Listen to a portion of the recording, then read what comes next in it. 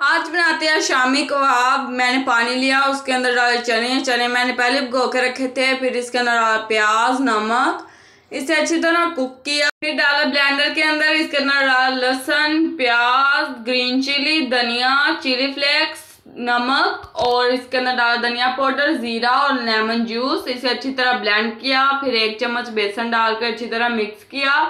फिर इसकी ना गोल गोल टिक्कियाँ बना ली। सभी की टिक्कियाँ बनाने के बाद इसे ना मैंने तवे के ऊपर थोड़ा सा ऑयल लगाया और अच्छी तरह मिक्स कर कर ना ऑयल अच्छी तरह लगाकर इसके ऊपर मैंने रख दी टिक्कियाँ। दोनों तरफ से अच्छी तरह मैंने फ्राई की। इतनी ब्यूटीफुल लग रही थी। मैं बना रही थी कबाब रोल। फिर मैंने ना टिक्की को अच्छी तरह लगाया, ऊपर लगाया प्याज और केचप। आप कुछ और भी ऐड कर सकते हैं, वेजीज कुछ और कुछ भी लगा सकते हैं। फिर ना इसे अच्छी तरह मैंने रोल किया। फिर ना इसे काटो पीटो खाओ, इतना मजे का बनेंगे। आप भी जरूर ट्राई करें।